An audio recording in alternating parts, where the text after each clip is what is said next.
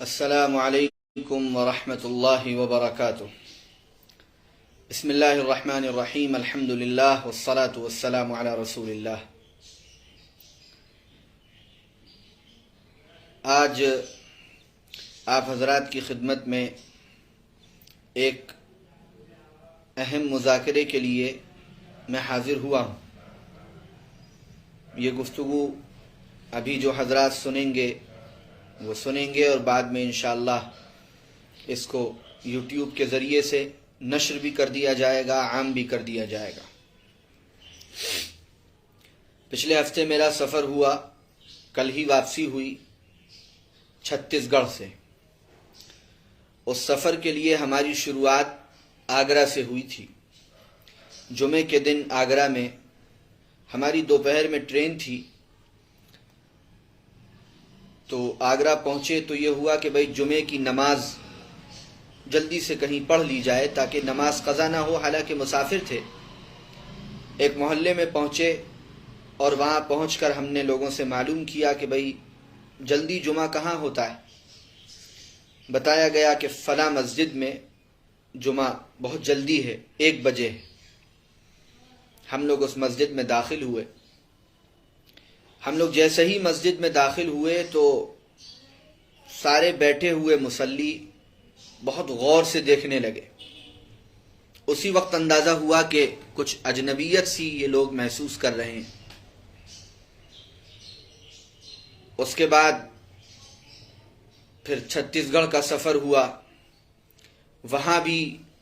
بہت سی کارگزاریاں سامنے آئیں۔ ان ساری چیزوں کو سامنے رکھ کر میں نے اس وقت ایک ضروری مذاکرے کے لیے میں حاضر ہوا ہوں، اور خاص طور سے ملت اسلامیہ ہندیہ کے اس مکتبہ فکر کی خدمت میں یہ گزارشات عرض کرنا چاہتا ہوں جن کے نام لیوا اور جس مکتبہ فکر کی پیروی کرنے والے لوگ ابھی بھی بہت بری طرح عصبیت میں، گروہ بندی میں، تفرقہ بازی میں مبتلا ہیں۔ ہندوستان کے دوسرے حصوں سے یہ مسئلہ دھیرے دھیرے ختم ہو رہا ہے، اور لوگ اب اس مسئلے کو دفن کر رہے ہیں۔ لیکن عجیب صورتحال ہے کہ میں نے آگرہ میں بھی اس چیز کو محسوس کیا کہ جمعے کی نماز میں لوگ ہمیں عجیب نظروں سے دیکھنے لگے، اور جو امام صاحب تھے، میں کیا بتاؤں، جمعے کا خطبہ پڑھ رہے تھے عربی زبان میں، اور اس قدر چیخ رہے تھے، ان کا کوئی اعراب صحیح نہیں تھا، اور بلا وجہ کی چیخ پکار وہ خطبے میں مچائے ہوئے تھے۔ پھر انہوں نے ایک نیا کام یہ کیا کہ خطبہ ختم ہونے کے بعد نماز کھڑی ہوتی ہے، لیکن وہ خطبہ دے کر نیچے اتر آئے اور اس کے بعد مسجد کی صفائی کے لیے تشکیل کرنے لگے، اور 4-5 منٹ انہوں نے چیخ کر اور ایسی زبان کہ اللہ کی پناہ، پھر نماز پڑھانا شروع کی۔ اور شاید میں یہ کہوں کہ ایک آیت بھی وہ درست نہیں پڑھ رہے تھے تو میں مبالغہ نہیں کر رہا ہوں، لیکن ایسے گا کر پڑھ رہے تھے، ایسا ترنم پیدا کرنے کی کوشش کر رہے تھے، ایسا تصنع، ایسا تکلف کر رہے تھے کہ حیرت ہو رہی تھی۔ پوری نماز کے اندر ایک عجیب انقباض کی کیفیت رہی کہ یہ کیسا قرآن پڑھ رہے ہیں۔ یہ بھی نہیں معلوم کہاں وقف کرنا ہے، کہاں رکنا ہے، کہاں ٹھہرنا ہے، کہاں آگے پڑھنا ہے، کہاں مد کرنا ہے۔ کوئی قرات اور تجوید سے ان کو سروکار نہیں تھا، لیکن وہ اپنے اس مسجد کے اور اس علاقے کے علامہ تھے، اور پوری مسجد اس طرح گھور کر، ہمارے ساتھ 2-3 لوگ تھے، دیکھ رہی تھی۔ ہم نے رعایت کی، امت کے درمیان مسالک کا جو اور مختلف فکروں کا جو اختلاف ہے، عام طور سے ہماری مساجد میں جو معمول ہے وہ یہ ہے کہ تکبیر اولیٰ شروع ہوتے ہی نمازی کھڑے ہو جاتے ہیں، لیکن اس مسجد میں ہم نے یہ دیکھا کہ لوگ حی علی الصلاۃ پر کھڑے ہو رہے تھے،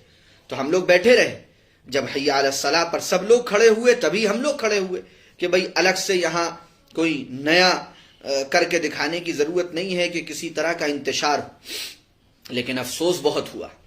پھر ہم چھتیس گڑھ پہنچے، 2 دن ہمارا چھتیس گڑھ میں قیام رہا، رائے پور میں رہا اور بلاسپور میں رہا۔ وہاں پر بھی ایک دن ہم لوگ شام کے وقت گھومنے جا رہے تھے کہیں، میں اکیلا ہی گیا تھا، جو دوسرے لوگ تھے وہ قیام گاہ پر تھے۔ تو مغرب کی نماز کا وقت ہوا، تو میں نے اپنے میزبانوں سے جو ساتھ میں لوگ تھے ان سے کہا کہ بھائی مغرب کی نماز ہم لوگ کسی مسجد میں، یہاں سڑک پر مسجد یقینی طور پر ہوگی، ادا کر لیں، رائے پور کی بات ہے۔ تو وہ کہنے لگے کہ مولانا یہ سوچئے گا بھی نہیں،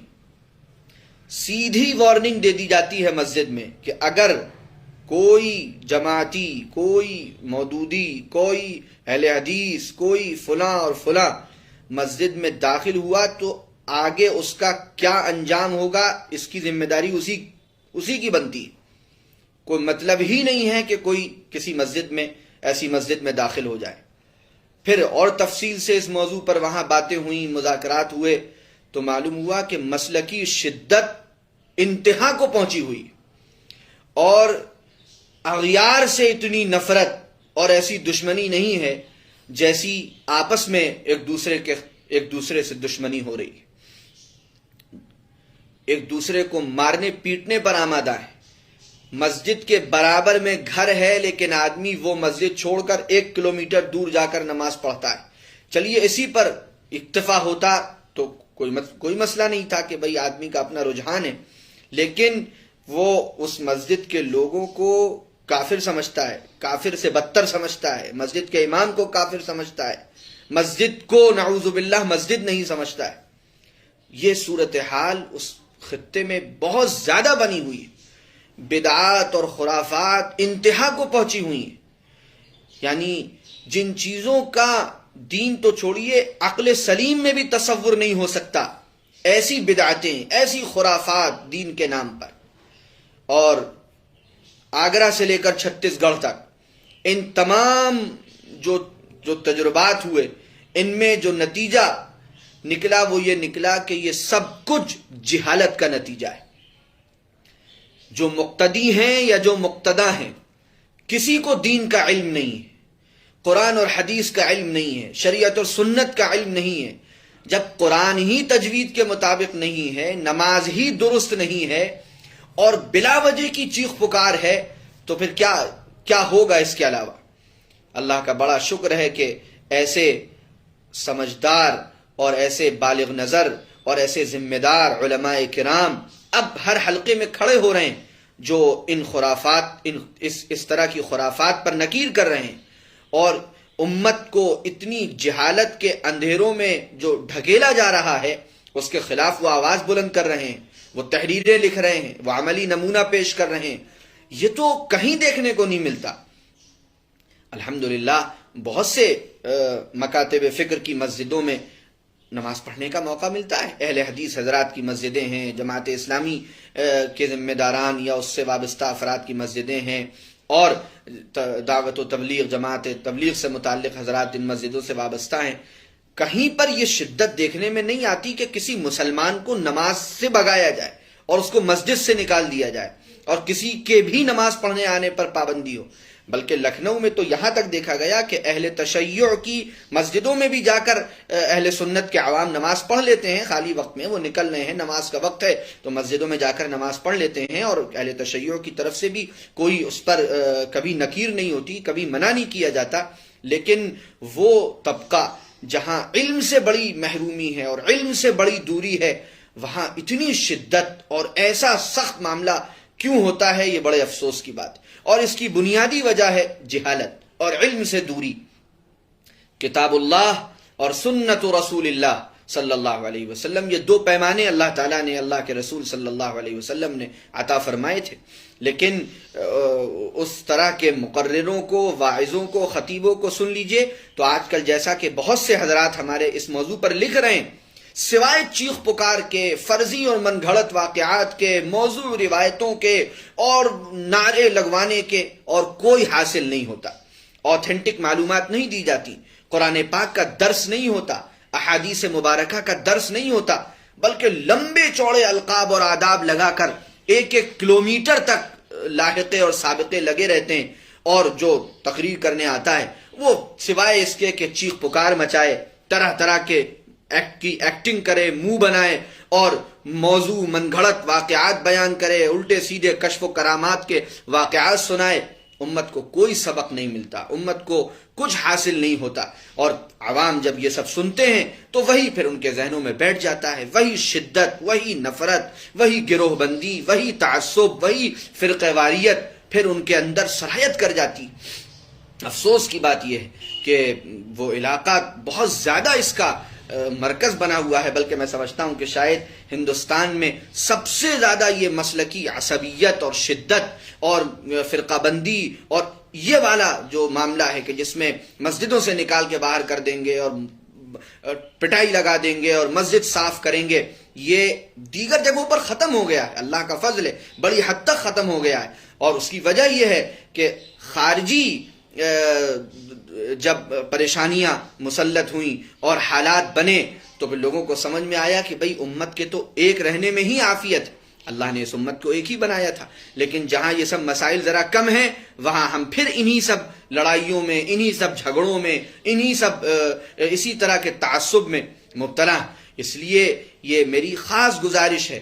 تمام حلقوں سے، اور خاص کر اس حلقے سے جس حلقے کے لوگوں کے یہاں علم کی بڑی کمزوری پائی جاتی ہے، کہ خدا کے لیے کتاب و سنت کی طرف آپ لوٹیے،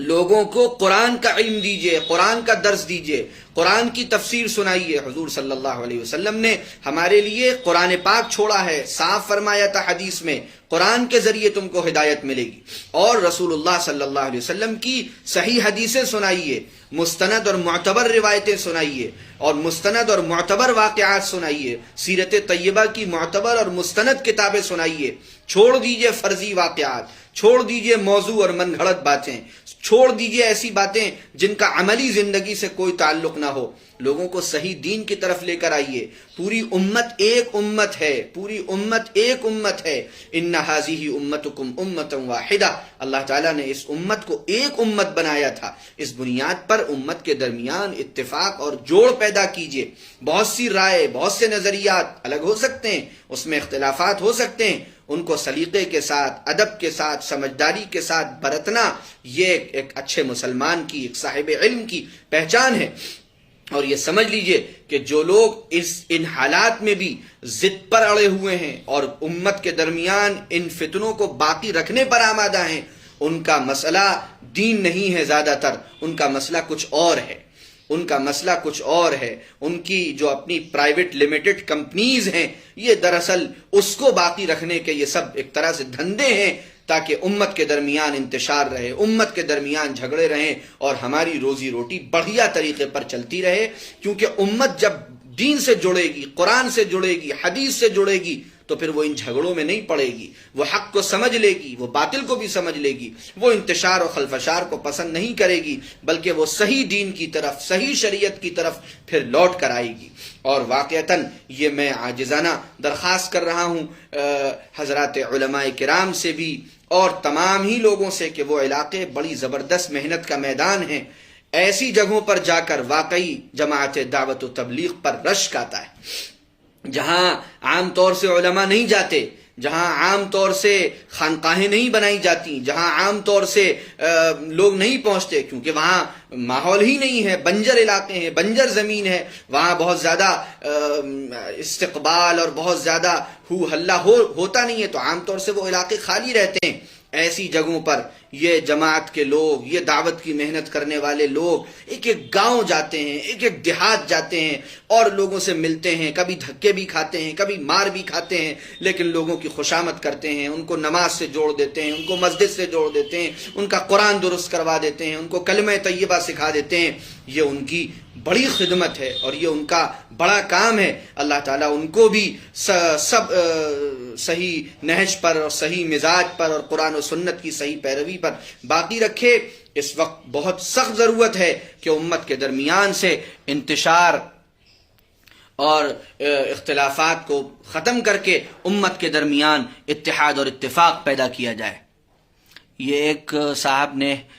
کمنٹ کیا ہے، بے شک عوام کے سامنے کرامات کا ذکر کرنا ضروری نہیں، مگر یہ کیا آپ نے تو کرامات کو خرافات کی لسٹ میں ڈال دیا۔ ترتیب آپ نے لفظ کی شاید بدل دی۔ خرافات سے مراد میں نے یہ کہا موضوع اور من گھڑت واقعات، اور یہی میرا مطلب بھی ہے کہ موضوع اور من گھڑت واقعات اور کرامات کے واقعات پورے بیان میں اس طور پر کہ کوئی مقصد ہی باقی نہیں رہ گیا، بس چیخنا چلانا شور مچوانا، اس کی بالکل ضرورت نہیں ہے۔ اس وقت اصل ضرورت یہ ہے کہ اللہ اور رسول صلی اللہ علیہ وسلم کی جو تعلیمات ہم تک موجود ہیں، قرآن کی شکل میں، احادیث مبارکہ کی شکل میں، صحیح مستند معتبر روایتوں کی شکل میں، سیرت طیبہ کی شکل میں، وہ امت کے سامنے پیش کی جائیں، ان کے حوالے دیے جائیں، ان کا ذکر کیا جائے، تاکہ پھر امت صحیح دین کی طرف واپس لوٹے اور صحیح شریعت اور یعنی شریعت کی صحیح تصویر کی طرف واپس لوٹے، ورنہ پھر امت انہی میں رہ جاتی ہے۔ رہ گیا فلسفہ، تلقین غزالی نہ رہی، رہ گئی رسم ازاں، روح بلالی نہ رہی۔ روح بلالی اسی وقت پیدا ہوگی جب دین کے جو اصل ماخذ اور مراجع ہیں ان کی طرف ہم لوٹیں گے، ان سے استفادہ کریں گے، وہاں سے دین حاصل کریں گے، ان کو اپنے لیے سرمایہ نجات سمجھیں گے۔ اور جب تک ہم ثانوی درجوں میں اور ثانوی مراجع میں الجھے رہیں گے اور پھر خاص طور سے اس طرح کے مسائل میں اور ان ایک دوسرے پر کی تکفیر اور تفسیق اور تضلیل، اس میں اپنی ساری صلاحیتیں ضائع کر دیں گے، تو پھر ہم اس اصل کام سے غافل ہو جائیں گے، اس اصل نہج سے غافل ہو جائیں گے۔ میں جو درخواست کی وہ اس پس منظر میں کی جو ایک ہفتے میں پچھلے کچھ تجربے ہوئے کہ سب سے زیادہ امت کا بیڑا جو غرق کیا ہے وہ جہالت نے کیا ہے۔ لوگوں کے پاس صحیح علم نہیں ہے، اور صحیح علم ملے گا کتاب اور سنت کی طرف رجوع کرنے پر۔ حضور صلی اللہ علیہ وسلم نے یہی ہمارے لیے ہدایت کے دو مینارے چھوڑے تھے، کتاب اللہ و سنتی، اور کہیں کتاب اللہ و عطرتی اہل بیتی، اور کہیں علیکم بسنتی و سنت الخلفاء الراشدین المہدیین۔ یہ ہمارے سامنے نمونے ہیں، یہ ہمارے سامنے آئیڈیل شخصیات ہیں، اور ان کی تعلیمات قرآن میں، حدیث میں، سیرت میں اور معتبر اور مستند روایتوں میں موجود ہیں۔ ہمیں ان کی طرف رجوع کرنا چاہیے اور ان تماشوں سے اور اس چیخ پکار سے اور ان بلا وجہ کے ہنگاموں سے اپنے کو بچانا چاہیے۔ وآخر دعوانا ان الحمد للہ رب العالمین۔